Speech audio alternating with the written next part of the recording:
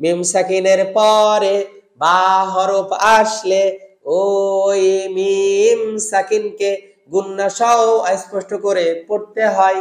এটাকে ইকফায়ে সাফাবি বা ঠোঁটের ইকফা বলে। এটাকে কি ইকফা বলে? এটাকে ঠোঁটের ইকফা বলে যদি মিম সাকিনের পরে বা হরফ আসে। আসসালামু আলাইকুম ওয়া রাহমাতুল্লাহি ওয়া বারাকাতুহু। সম্মানিত দর্শক শ্রোতা, বিশেষ করে আমরা যারা কোরআন শিখাতে চাই, আপনাদেরকে মোস্ট ওয়েলকাম, আহলান ওয়া সাহলান জানাচ্ছি। আমি উস্তাদ সিদ্দিকুর রহমান, আল কোরআন ইনস্টিটিউট থেকে।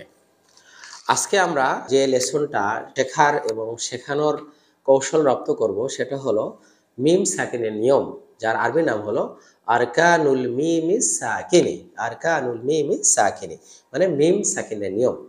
তো এর আগে আমরা হামজা সাকিনের নিয়ম পড়েছি, খোসা দিব। এখন পড়ছি মিম সাকিনের নিয়ম, এরপরে আবার নুন সাকিনের নিয়ম পড়বো। অর্থাৎ এই বিশেষ কয়েকটা অক্ষরের উপর যখন সাকিন হয় বা সুকুন হয় বা জজম হয়, যেটাই বলেন, তখন এগুলোর বিশেষ নিয়ম হয়। যেমন হামজা সাকিন আমরা খোসা দিয়েছি মিম সাকিনে। মানে আপনি যদি বাচ্চাদের সহজে বোঝাইতে চান বা যাকে শেখান শিক্ষার্থীকে, তাহলে আপনার বলতে হবে যে মিম সাকিন আসলে খুবই সহজ। মিম সাকিনের একটা মাত্র নিয়ম শিখলেই তিনটা নিয়ম শেখা হয়ে যায়। একটা নিয়ম শেখার মতো, আর দুইটা নিয়ম আসলে সহজ, এটা জানে সবাই, কমন বা আমরা অলরেডি জানি, এরকম বিষয়। তাহলে মিম সাকিনের মূলত তিনটা নিয়ম। যখন মিম সাকিন পাবেন তার পরের অক্ষর কি, এইটা দেখে তিনটা নিয়ম তৈরি হতে পারে। তার মধ্যে আমাদের একটা নিয়ম শিখতে হবে, আর দুইটা নিয়ম অলরেডি আমাদের শেখা বা জানা। তো কিভাবে মিম সাকিন নিয়ম আমরা শিখবো বা পড়বো সেটা আমরা দেখে নিই। শুরুতে আমরা যেটা জানি সেটা হলো যে মিম সাকিনের তিনটা নিয়মে যেটা শিখতে হবে সেটার নাম হলো ইকফা। ইকফা মানে যেমন পড়ার কথা ছিল তেমন না পড়ে একটু ঘুরিয়ে বা একটু অস্পষ্ট করে বা স্বাভাবিকের একটু ব্যতিক্রম করে পড়াকে আরবিতে বলা হচ্ছে ইকফা। মানে যেমন ছিল তেমন না, একটু এদিক ওদিক করে পড়তে হবে। এই এদিক ওদিক করে পড়াকে আমরা সহজ বাংলায় বলবো একটু অস্পষ্ট করে পড়া। স্পষ্ট যেটা উচ্চারণ ছিল সেটা না করে একটু ভিন্ন অস্পষ্ট করে পড়বো। ওকে, সেটা হলো কি ইকফা। ইকফা মানে অস্পষ্ট করে পড়া। ওকে, এই নিয়মটা আমাদের শিখতে হবে। যদি মিম সাকিনের পরে বা হরফ আসে, বা আলিফ বা, এই বা হরফটা যদি আসে তখন সেই মিম সাকিনের যেমন উচ্চারণ ছিল সেটা ঠিক হুবহু না করে একটু অস্পষ্ট করতে হবে, এবং সেটা মন গড়া না, সিস্টেম মতো করতে হবে। তো ব্যাস, এটা হলো কি মিম সাকিনের ইকফা। ওকে, যেহেতু মিম অক্ষর অর্থাৎ মিম সাকিন এটা ঠোঁট থেকে হবে, আবার পরে আসছে বা, বাটাও ঠোঁট থেকে, যেহেতু এই ইকফাটা, এই গুন্নাটা ঠোঁট থেকে হয়, এই জন্য এটাকে বলে ইকফা সাফাবি বা ঠোঁটের ইকফা। মানে এই ইকফাটা ঠোঁট দিয়ে করতে হয়। আবার নুন সাকিনের ইকফা হবে, সেটা কিন্তু আবার ঠোঁট দিয়ে না, সেটা অন্য কোনো জায়গা থেকে। এই জন্য মিম সাকিনের ইকফাকে ইকফা সাফাবি বলা হয়। ওকে, আমরা বাচ্চাদেরকে যেটা করব এখানে, ইকফাটা আমরা সুরে সুরে তাদেরকে প্র্যাকটিস করাই দিব। কিভাবে? ইকফা অর্থ অস্পষ্ট করে পড়া। ইকফা অর্থ কি করে পড়া? অস্পষ্ট করবে। এখন আপনি সুরে সুরে তাদের পড়াইতে পারেন। মিম সাকিনের পরে বা হরফ আসলে ওই মিম সাকিনকে গুন্না সহ স্পষ্ট করে পড়তে হয়। দুই তিনবার বলান, দেখবেন হয়ে যাবে। ইকফা অর্থ অস্পষ্ট করে পড়া। মিম সাকিনের পরে বা হরফ আসলে ওই মিম সাকিনকে গুন্না সহ অস্পষ্ট করে পড়তে হয়। এটাকে ইকফায়ে সাফাবি বা ঠোঁটের ইকফা বলে। এটাকে কি ইকফা বলে? এটাকে ঠোঁটের ইকফা বলে যদি মিম সাকিনের পরে বা হরফ আসে। এভাবে আপনারা পদ্য করে পড়াইতে পারবেন। আমরা যখনই কোনো মানে গুণনা করব, গুণনা মানেই ওই উচ্চারণে 1 সেকেন্ড ধরে রাখা, 1 সেকেন্ড বা 1 সেকেন্ডের একটু বেশি ধরে রাখা।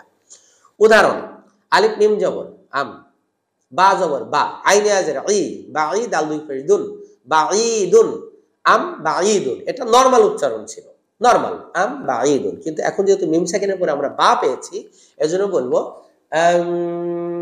দেখেন হালকা করে ঠোঁটে ঠোঁট ধরবেন, হালকা, একেবারে শক্ত করেও না, আবার ফাঁকাও থাকবে না। বা ঈদুন, ফোকাস করেন আমাকে, জুম করে দেখেন, ঠোঁট দেখেন। আমি এমন যদি বলি আবার বলবি হবে না, ঠোঁটটা হালকা লাগাবেন, হালকা, আবার শক্ত না।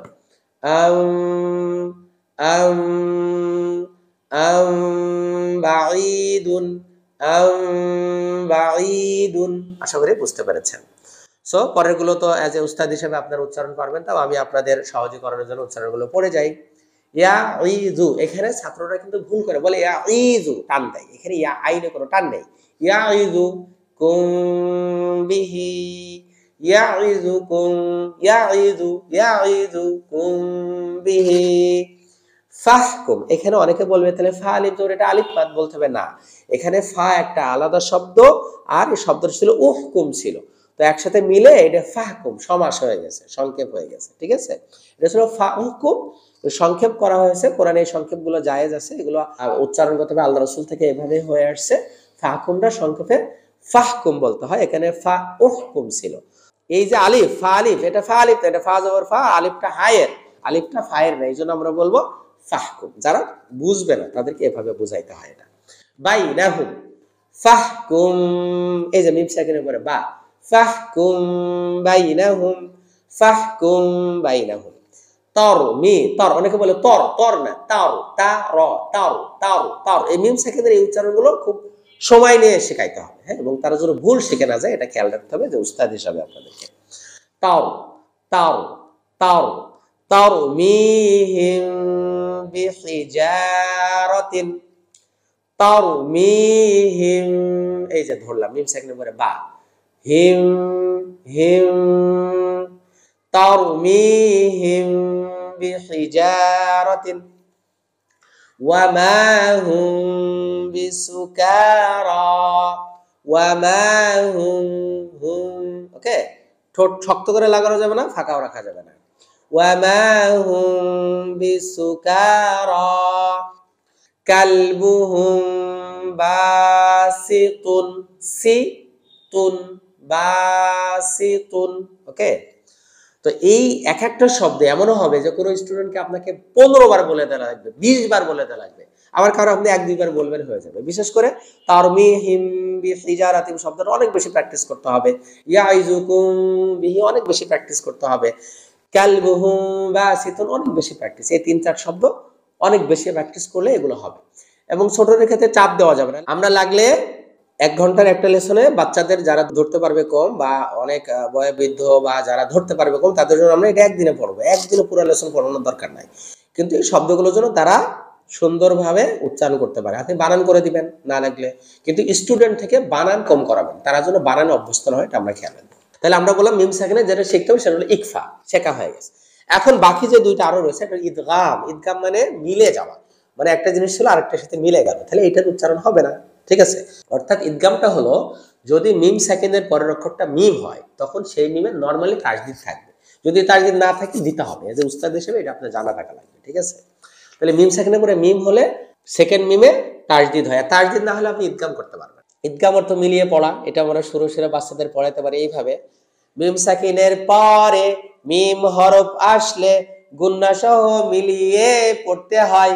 আবার মিম সাকিনের পরে মিম হরফ আসলে গুন্না সহ মিলিয়ে পড়তে হয়, এই গুন্নাটি ওয়াজিব গুন্নার মতো করতে হয়, এই গুন্নাটি ওয়াজিব গুন্নার মতো করতে হয়, এই গুন্নাটি কিভাবে করতে হয়, ওয়াজিব গুন্নার মতো করতে হয়। এখন বুঝিয়ে দিবেন যে মিম সাকিনের পরে যদি মিম থাকে সেই মিম অবশ্যই তাসদিদ থাকবে, যদি না থাকে মনে মনে ধরে পড়তে হবে।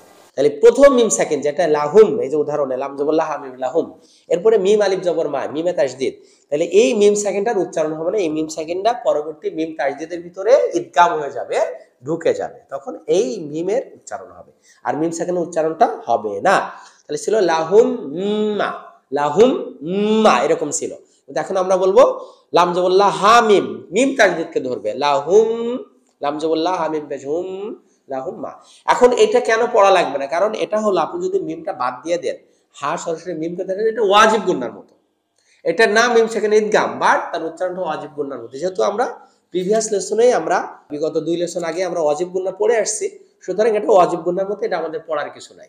তাহলে মিম সেখানে পরে মিম আসলে মিম সাকিন সাইলেন্ট করে পরের মিমে ওয়াজিব গুন্নার মতো গুন্না করতে হয়, এটার নাম কি মিম সাকিনের ইদগাম। এই জন্য বলেছি যে এটা পড়া লাগবে না, কারণ এটা হলো ওয়াজিব গুন্নার মতো। তো চলেন আমরা একটু উচ্চারণগুলো প্র্যাকটিস করে নিই, যেভাবে আমরা ছাত্রদেরকে প্র্যাকটিস করানোর চেষ্টা করব। লাহুম, ঠোঁট একেবারে লেগে যাবে, ঠিক আছে। লাহুম মা, লাহুম। হ্যাঁ, স্টুডেন্টদের ভিতরে যে প্রবলেমটা আমরা অনেক বেশি দেখেছি সেটা হলো এরা গুণনায় ধরতে চায় না, বিশেষ করে ওয়াজিব গুণনা। ওয়াজিব গুণনা 1 থেকে 2 সেকেন্ড ধরে রাখাবেন, অভ্যাস করাবেন। যত বেশি ওয়াজিব গুণনা সুন্দর করে ধরতে পারবে, কোরআন পড়ার গুণনাগুলো তত সুন্দর সুন্দর শোনা যাবে। সো লাহুম্মা এরকম যেন না বলে, লাহুম্মা আলাইকুম মিন। অনেকে বলে মিন বলে ফেলে, কারণ এই নুন সাকিনের পর আর কিছু নাই, এটা স্পষ্ট মিন বলাবেন। আলাইকুম মিন, আলাইকুম মিন। ওকে। ওয়া আমানাহুম মিন, তাহলে মিম সাকিনের পরে মিম, তাহলে প্রথম মিম সাইলেন্ট, সেকেন্ড মিম ওয়াজিব গুণনার মতো গুণনা। ওয়া আমানাহুম মিন ওয়া হুম মুহতাদুনা। এখন আমরা পুরাটা বলবো, এখন কোনো অক্ষ করব না যতক্ষণ না আমরা অক্ষের লেসনে না যাই। ওয়া হুম মুহতাদুনা, ওয়া হুম মুহতাদুনা। ওকে। আত, কলকলা আমরা পড়ে আসছি অলরেডি, তাহলে ঠিক আছে, আমাদের কলকলা করতে হবে এখানে। আত আ মা হুম মিন, আত আমাহুম মিন, আত আমাহুম মিন, আলাইহিম মাতারান, মাতারান, আলাইহিম মাতারান। আমি তো আর বানান করছি না, যদি মনে করেন আপনার স্টুডেন্টকে বানান করাইতে হবে, তারা ধরতে হবে, অবশ্যই বানান করায় পড়াবেন। কিন্তু আপনার স্টুডেন্ট যখন আপনাকে পড়া দিবে তখন যেন সে বানান করা ছাড়াই শুধু উচ্চারণ আপনাকে সুন্দর করে শোনাইতে পারে, ঠিক আছে? বানান করবে প্র্যাকটিসের শুরুতে বা আপনি করাই দিবেন। ওকে, ঠিক আছে। তাহলে আমাদের গেল একটা হলো ইকফা, মিম সাকিনের বা আসলে এটাই শেখার বিষয়, এটা ঠোঁটটা হালকা করে ধরতে হবে। আর মিম সাকিনের পরে যদি মিম আসে তাহলে প্রথম মিম সাইলেন্ট হয়ে দ্বিতীয় মিমে তাজদিদে ওয়াজিবুনত গুণনা করতে হবে, এটা হলো ইদগাম। 3 নাম্বার হলো কি? ইজহার। ইজহার তো অস্পষ্ট না, এটা হলো অস্পষ্টর বিপরীত স্পষ্ট, এটা খুবই সহজ। যদি মিম সাকিন এর পরে বার মিম ছাড়া যে কোনো হরফ আসে তখন আমরা স্পষ্ট করে পড়বো, কোনো নিয়ম অনুযায়ী না, নরমাল, এটা আসলে কোনো নিয়ম না, নিয়ম না, সেটার নিয়ম হলো ইজহার। ইজহার অর্থ স্পষ্ট করে পড়া, মিম সাকিনের পরে বা ও মিম হরফ ছাড়া অন্য হরফ আসলে, আবার মিম সাকিনের পরে বা ও মিম হরফ ছাড়া অন্য হরফ আসলে গুন্না ছাড়া স্পষ্ট করে পড়তে হয়। গুন্না ছাড়া কি করে পড়তে হয়? গুন্না ছাড়া স্পষ্ট করে পড়তে হয়। এভাবে আমরা বাচ্চাদেরকে সুরে সুরে প্র্যাকটিস করাই দেব। সো আমরা দেখি আল হামদু, বলা যাবে না আল হামদু, ওই আগের মতো ধরা যাবে না, বলতে হবে আল হামদু। আলাম তারা, অনেকে বলবে তর, খেয়াল করবেন তরা না বলে তার, আলাম না ধরে, ঠিক আছে, আলাম তারা। লাহুম ফিহা, বলা যাবে না লাহুম, ধরলে এটা ভুল হবে, কারণ এটা নরমাল, এটা কি ইজহার, এটা কোনো নিয়ম না, নরমাল নিয়ম। লাহুম, ভুল, কি বলবে? লাহুম ফিহা, লাহুম ফিহা আলহামদু, আলাম তারা লাহুম ফিহা। অনুশীলন আছে, আপনার ইনস্টিটিউট বা প্রতিষ্ঠান হলে বাচ্চাদেরকে পড়া দিবেন, টোটাল লেসন 1 দিন 2 দিন 3 দিন যা লাগে, পরে আপনি এখান থেকে কোশ্চেন করতে পারবেন বা পরীক্ষায় দিতে পারবেন। তো এভাবে প্র্যাকটিস করুন। তারপরেও যদি কোনো বিষয়ে বাচ্চারা এমন কোশ্চেন করে আপনি উত্তর দিতে পারছেন না বা বুঝতে পারছেন এটা কিভাবে বোঝাবেন, আমাদের সাথে সরাসরি যোগাযোগ করতে পারেন ইনশাআল্লাহ। তবে আসসালামা, পরবর্তী লেসন নিয়ে আপনাদের সামনে আবার হাজির হব। সবাই বেশি বেশি সুন্দর করে প্র্যাকটিস করুন এবং প্র্যাকটিস করান। আমরা যেটা করি এখনো পর্যন্ত, আমরা যখন কোনো একটা টপিকস কোনো ক্লাসে, বিশেষ ক্লাসে যাদের নতুন শেখাচ্ছি, আমরা লেসনটা আবার একটু চোখ বোলাই, ভিডিও থাকলে একটু ভিডিওটা দেখি, বইটা একটু মিলিয়ে নিই যে আমি কোনটা কিভাবে বোঝাবো। আপনি যদি 1 ঘন্টার লেসনে অ্যাটলিস্ট 5-10 মিনিট প্ল্যান না করেন, আপনি কিন্তু পারফেক্টলি শেখাতে পারবেন না। আপনি আজকে একটা লেসন পড়লেন, এটা শিখলেন, মানে একটু দেখলেন প্র্যাকটিস, যেটাকে মোতাআলা বলি আমরা, তাই না, যেটা রিভিশন করে না, প্র্যাকটিস করে না, আপনি অনেক বেশি ভালো শেখাইতে পারবেন। আপনি মনে করেন আরেক মাস পরে আবার একটা নতুন ভাবে শেখাবেন, তখন আপনি আরেকবার করে চোখ বুলাবেন, দেখবেন যে আপনি এই বেসকে যত সুন্দর বুঝাইছিলেন পরের বেসে আপনি আরো সহজে আরো সুন্দর করে বুঝাই পারছেন, যদি ক্লাসের আগে আপনি একটু মোতালা করে নেন, ভিডিওটা একটু দেখে নেন, ঠিক আছে? আল্লাহ তাআলা আমাদেরকে সহিভাবে কোরআন শেখানোর তৌফিক দান করেন, কারণ এটা হলো সদকা জারিয়া। আপনি যত মানুষকে শুদ্ধরূপে শেখাবেন সবার পড়ার নাকি আপনার আমলনামায় আসতে থাকবে, ঠিক আছে? এই জন্য আপনি যদি নিজে শুদ্ধ পারেন তাহলে তো আপনি শুদ্ধ শেখাতে পারবেন। তো আলহামদুলিল্লাহ, অবশ্যই আপনারা শুদ্ধ শিখতেছেন এবং শুদ্ধ শেখাবেন। আমরা চাই বাংলাদেশে একদম দক্ষ এবং খুব অথেন্টিক এবং আপডেট কোরআনের উস্তাদ তৈরি হোক, যারা বিভিন্ন জায়গায় মসজিদ, মাদ্রাসা, বাসায় মহিলাদেরকে বাসায় কোরআনটা শেখাবে শুদ্ধ রূপে। এবং আপনারা যারা চান আমাদের এই বই নিবেন, আমাদের সাথে যোগাযোগ করলে আমরা অনেককে গিফট করব। হ্যাঁ, অনেক সময় অল্প টাকা, খুব স্বল্প মূল্যে এগুলো আপনারা হাতে পাবেন এবং অনেকে গিফটও পেতে পারেন। আমাদের জানাইতে হবে যে আপনি কি ধরনের প্রতিষ্ঠানের জন্য বা কিভাবে আপনি শুরু করতেছেন।